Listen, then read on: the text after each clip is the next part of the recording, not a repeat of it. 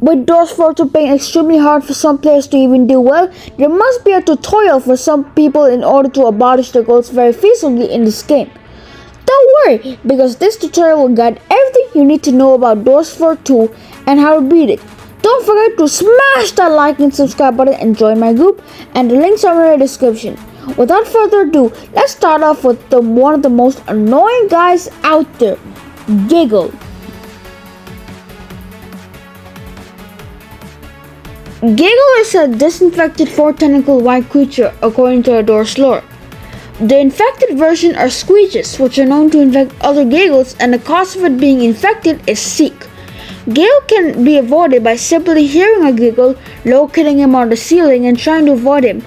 If you're directly above him, he will attack you and deal 3 points of damage. Oh god, there's the last one! Dude! There's no way! You literally have to put the last one in there? Maybe you're just screwed after that. Throw a glow stick onto Giggle's face in order to distract Giggle if it prevents you from safely getting across. You can also use a flashlight, bulk light, and a laser pointer in order to distract him too. However, it's only temporary and he could eventually be able to attack the player after he's normal again. You can also take a Giggle off of someone's face, which is very helpful, and you can actually get a badge for that. You can also get a badge called Trick Shot after you throw a glow stick at him.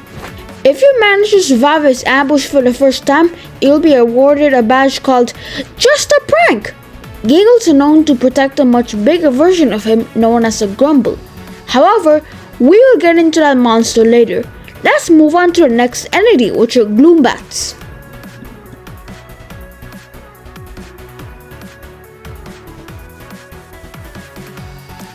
Gloombats are these bad-looking creatures in floor 2 with blue eyes and turn aggressive very easily. In order for these creatures to turn hostile, a light source is emitted from a player and they will try to attack the player, dealing 1 to 2 points of damage. They will break lights anytime they see it, and there are eggs of them in the ground, and if someone steps on it, a Gloombat will fly out and sting the player who did that. Watch your step and avoid any of these eggs. Gloombats make about 5 appearances in one game, about 2 in the first half and 3 in the second half. Gloombats appear when a certain door is open, and they will stay with the player until the next few doors are open. Even if you don't find any Gloombats around after a few doors, you can still hear them. Gloombats can occasionally come in the current door and break any light source there. Make sure to turn on your light source very temporarily, and what I mean by that, a split second to see what's in the room, so Gloombats don't get the time to attack you if you're not near them. If you manage to escape them for the first time, you'll get a badge called I Can't Believe My Eyes. Don't feel the relief just yet, because like I said, they'll appear again around door 130, door 160, door 175, and door 190. You can use the laser pointer and not have any harm with that, but any other light source will cause these guys to attack. Let's move on to the next entity, which is one of the hardest, Grumble.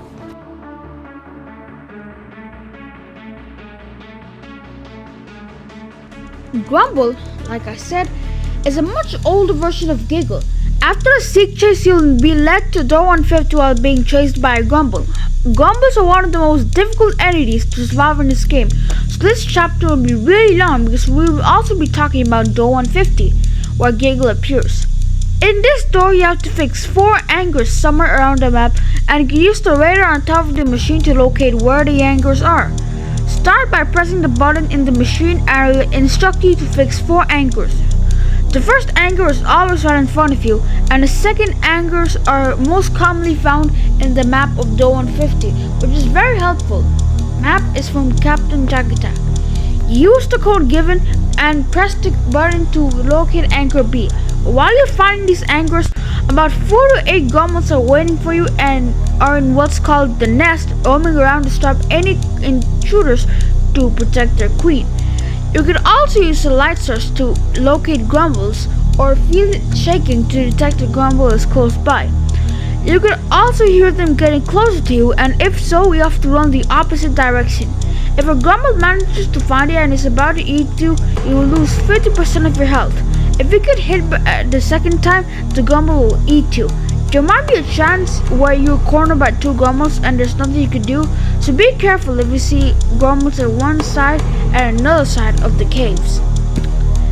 After you locate the second anchor, put in the code. You might see a plus number or minus number.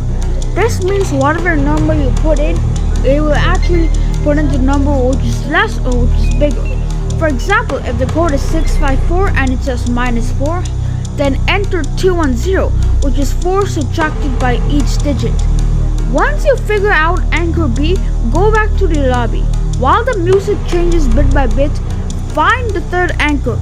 Go to wherever the radar points to and locate the anchor in that spot. Avoid these grumbles as much as you can, but if they always camp the area, just follow the grumble and make sure to no grumbles are behind you. If the grumble turns around, then run to a spot where they can't get you, like this spot over here. If you're lucky, you might find other anchors you can't fix yet, and you know where they are. After you locate the third anchor, go back to the lobby and you have one last anchor to go. The music gets more serious and everything gets a bit harder. After you find the fourth anchor, return back to the lobby and you will meet the scene where you will be chased by the Queen Grumble. The Queen Grumble is rumored to have a scar on his head, so if you see that in one of the grumbles, you have found the Queen. In this cutscene, the bridge opens up and the Queen Grumble chases the player until the door closes up and he will reach the sewers. Once you climb down the ladder at door 151, and you will reach Jeff's shop at door 152. You can also see another cutscene of Queen Grumble once you beat the game, but he gets infected by Seek, which brings up some crazy theories about Scale, Seek, Screech, and Grumble. However, that's it for Grumble, and we only have one more entity left that's new, which is Dread.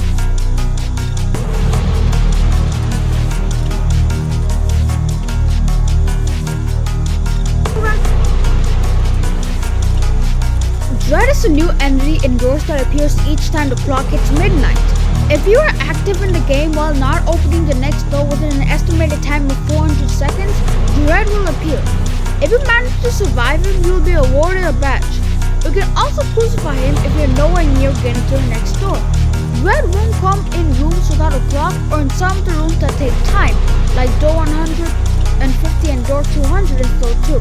Most people can run across Dread on purpose to get the badge, but you might run across him by accident, which is near impossible, because even the longest rooms won't take 400 seconds to get past. This wraps up the enemies part. Let's move on to the new items added in floor 2.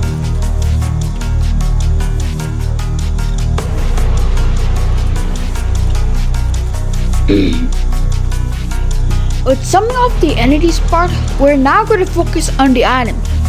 Most of these items are another way of using light sources. These new items are bulk lights, strap lights, laser pointers, glow sticks, shears, bandage packs, battery packs, possess candles, and a battle of starlight.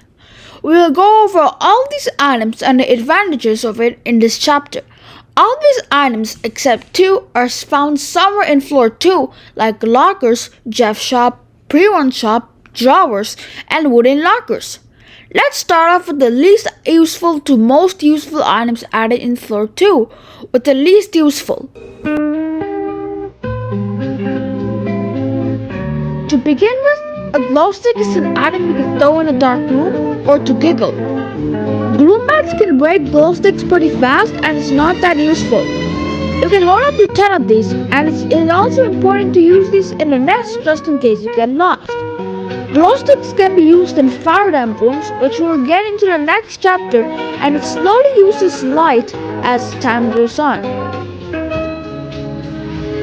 This item is not that important as it doesn't do anything to giggle and just shows light.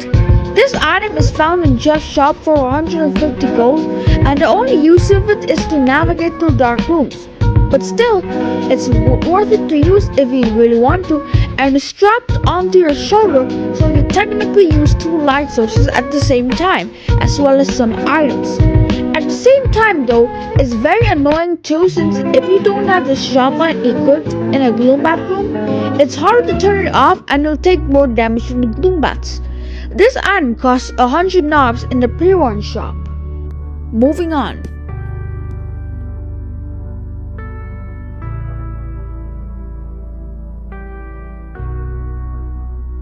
This item is mediocre since you don't really need this item if you already have a light source that needs batteries. You can hold up to 4 batteries using this, and if you don't have it, batteries are everywhere so you can fill up your light sources if you have it with them. This item is only used to carry batteries if you don't have a light source requiring batteries to charge. Let's get into the most useful items.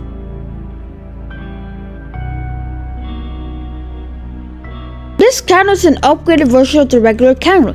In order to get it, you must put a candle inside the rift. The regular candle was nerfed and it doesn't tell you when entities come and you need a lighter to light it. If you're done using the candle, you'll have to use a lighter again if you're using it again, or some other things like a fireball to light it. A possessed candle lasts much longer, emits more light, and goes out when an entity approaches or is in the same room as you're at. Because this has much more uses than a candle, this item is considered to be useful. This item points anywhere at an infinite distance, and it's really helpful for stunning Giggle and navigating which way to go. This light source lasts a super long 4 minutes, and the battery can replenish the entire life of the laser pointer. It's also resistant to gloom bats, so use this in any room with gloom bats. The only downside is that it has a super low level of range, but it can be useful at some times.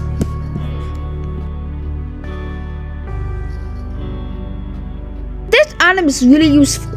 Not only does it carry up to 10 bandits, you can save up for parts where you get attacked a lot, like the Siege boss fight. You can collect bandits on the way if you can't heal right now with the bandits, and it only costs 100 gold at Jeff's shop. This is perfect if there's no bandits around and you can take damage at any moment and you're at low health. This item costs $150 in the pre-one shop. This item scores 3rd place on the best items of floor 2. It has an incredibly high range of light and lasts long.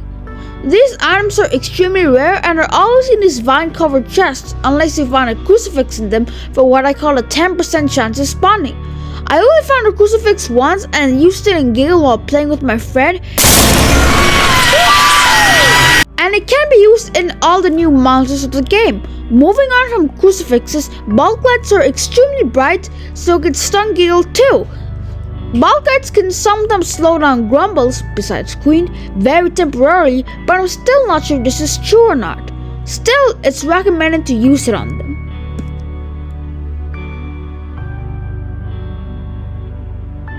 This item is the second most useful item in floor 2. Not only does it vine-covered chest, but with every overpowered items in it. Crucifix! What? I got a crucifix! It can also cut vines into 150 to make your life so much easier and create a shortcut.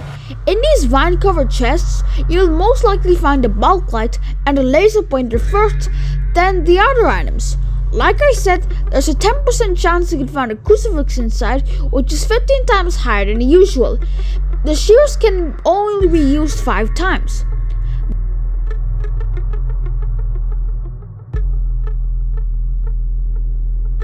This item is the most overpowered item in all of floor 2. This item replaces the tablet in floor 2, which means that unfortunately the tablet is no longer obtainable in the floor 2 update, and even if you have got it in the past, it's still replaced. You can still get the tablet in the Jeff shop or super hard mode. This item is just like the starlights from the back door. However, you can use it 5 times. It makes you about 100 to 150% faster and increases your health enough not to die to rush. The tablet is much better since it has a really good use for speedrunning no shop, and it's really useful too. But the starlight is much more useful in the mine since it can help you survive much better. This wraps up the item section. Let's move on to the actual tutorial guiding you from rooms 100 to 200, except 150 because I already guided you that door, and the rest of the things you need to know.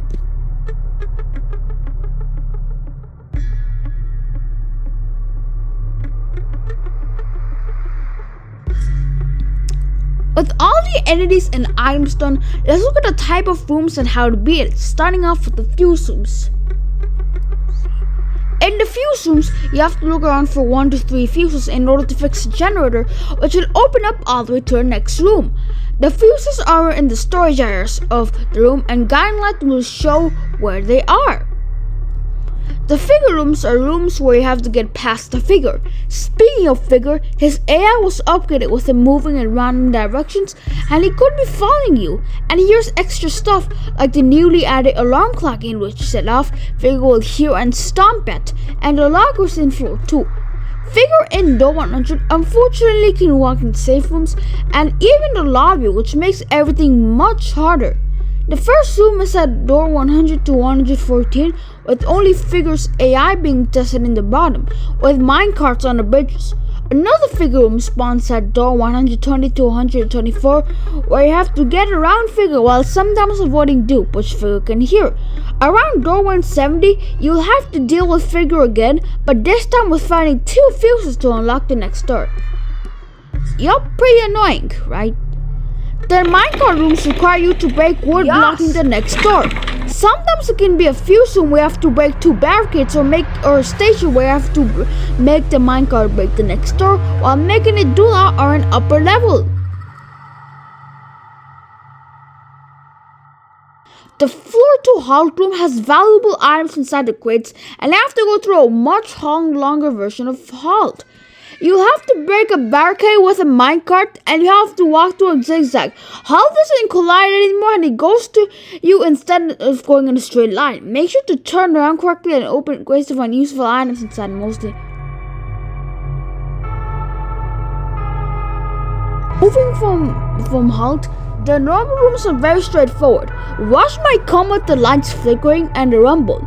Sometimes ambush could come too with a rumble after you hear it. Ambush is pretty tricky to survive in floor 2, as you need to find different lockers to hide in after ambush finishes his rebound and comes back, because hide will claim your previous hiding spot after you have hidden there, which means you can't hide the same locker over and over again, because hide will attack. So you have to find a new one until ambush goes away. Screech always appears no matter what. Even in light rooms, Gale could be in the ceiling. Just these type of rooms you have to go to the next door with no hesitation, unless an entity is in the exact place. Make sure to avoid Dupe too, because he's way more common in floor 2, and he has a new animation which is kinda cool. Sewer rooms are normal rooms, but in a sewer type of design. There are fire barrels in which you can light flammable items, and dumpsters are way more common too. The sewer rooms have a metal door design, and hide will, push you out faster. The entity spawn rate increases by a whole ton, and the sewer rooms at that door start at 151.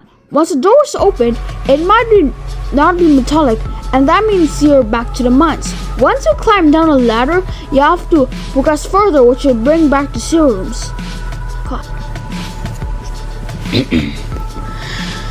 Besides sewer rooms, there are stress-increasing doors. There are relief-causing rooms, just gardening rooms. These rooms have crates on it covered with vines, sometimes with wooden lockers that give you shears upon being opened. These shears can cut off vines at door 150 for shortcuts or crates for overpowered weapons.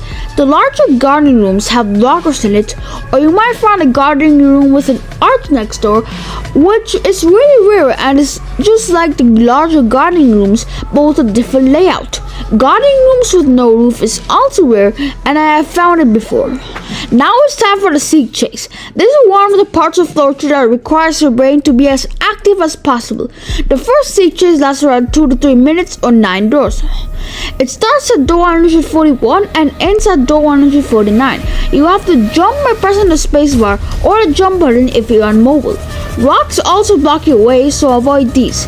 You must go where guiding light guides you at, and if you go the wrong way just one single time, it's game over, unless you react fast with vitamins or you have a crucifix. You must crouch at sometimes too, like the crawl space tunnels. After you reach the 145, things change.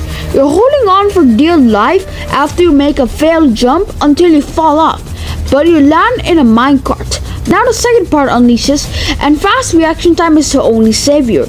Press A or D to turn a minecart or turn the joystick left or right on mobile. What I mean by fast reaction time being your savior, you have to crouch fast if you see a part where you need to crouch, and if you don't then your vision is gonna blur.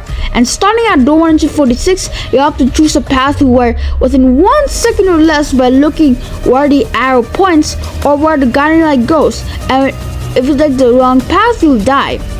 Also, if you don't manage to crouch in some of these parts I mentioned, you'll not only have your vision blurred like I said, you'll also take some damage too, so be careful.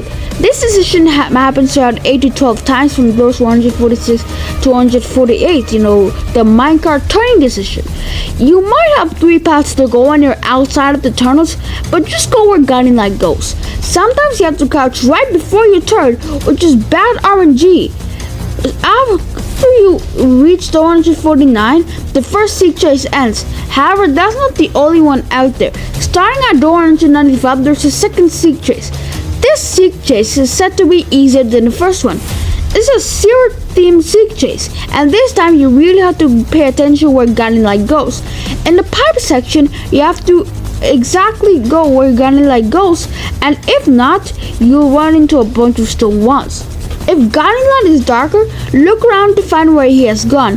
You also have to jump from pipe to pipe, and the seek chase only gets last 5 doors. Therefore, you're done and you're at door 199. However, let's not get to door 200 yet. Moving on from seek chases, water tunnel rooms are much easier than a seek chase. These rooms are flooded tunnels that you have to crouch into. If you're underwater for too long, you'll drown, which is obvious. Find the correct door as fast as you can and use any light source you have besides the lighters and candles to mark dead ends. Air pockets are in these tunnels, so make sure you catch your breath before you progress to the next door any further. It might be a small, medium, or large type of flooded maze. Next room, which are fire damp rooms, is much harder to breathe and it's a fiery room. If you can't find the next door fast enough, then you'll pass out and die.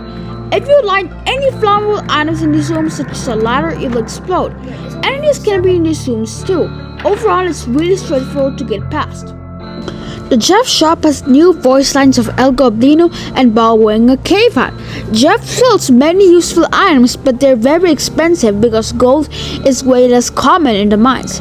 If you forage through most of the storage stuff, you'll end up with mostly 300 to 400 gold, which is way less compared to the 800 to 1200 in the hotel.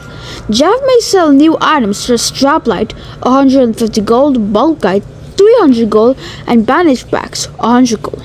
It's most important to get the bandage pack since taking damage to the point it's fatal in the mines is way more common than a hotel.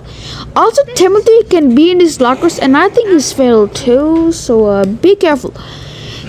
It ends off with a not so intense and very so stressful Seek boss fight at door 200. Before the door, you might have to do a fuse room like I did at door 199.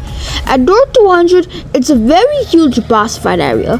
Once the Seek liquid infecting anyone if died to rises, you'll have to pump these things to lower the goop.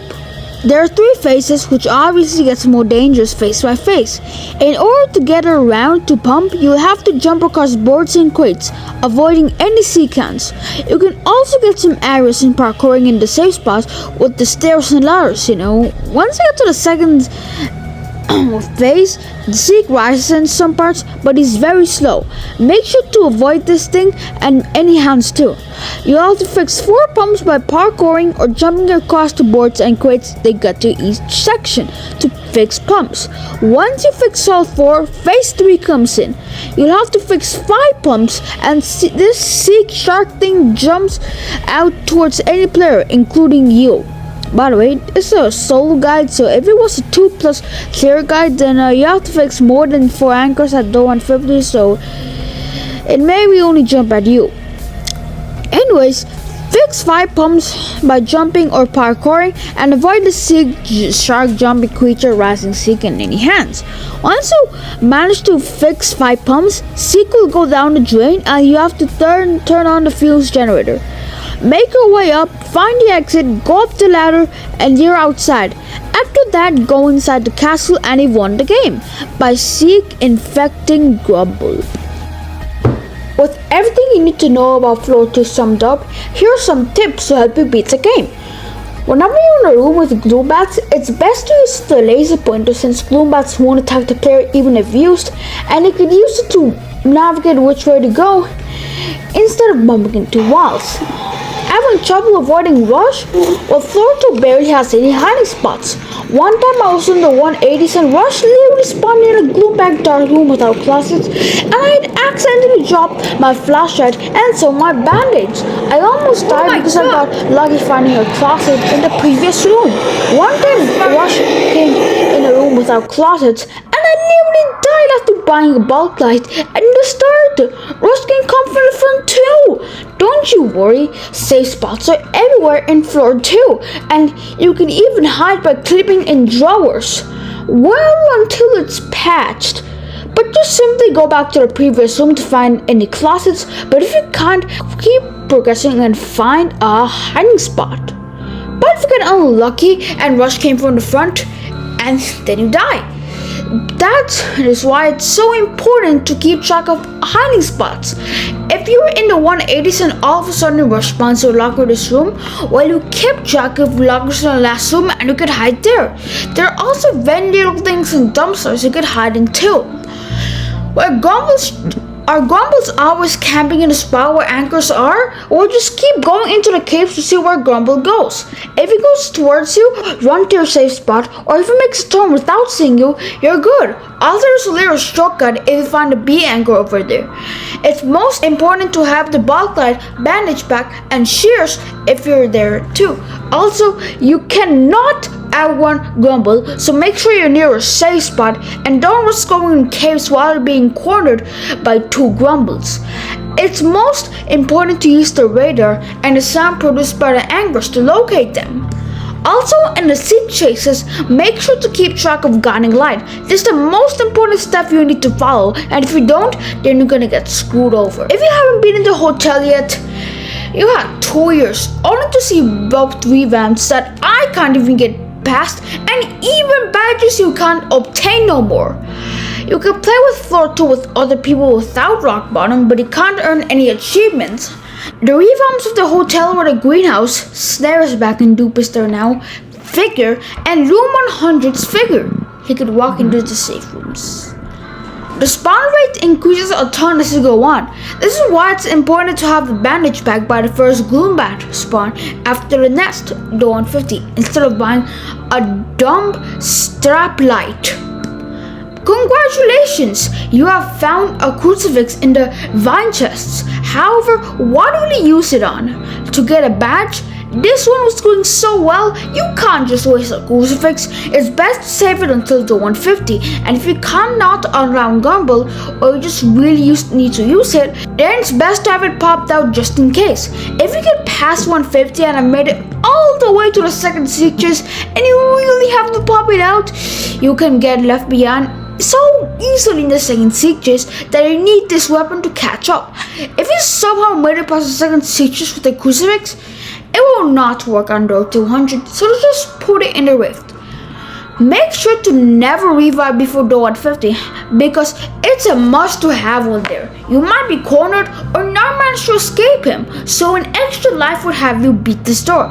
If you die again, you cannot revive again, obviously, but you have kept their revive. Furthermore, ice can spawn in some of these normal rooms. However, they teleport, which means you actually need to look out, but look up occasionally to locate where the door is. To conclude, that is it for the tutorial. If I had missed anything, let me know down in the comments and I'll leave that in the description for the tips or some parts I have missed. That is it for this video. Make sure to like and subscribe, follow me on Roblox, join my group, and do what I have said at the tutorial. With that said, good luck playing Floor 2, watch my experience with Doors Floor 2 here, and goodbye.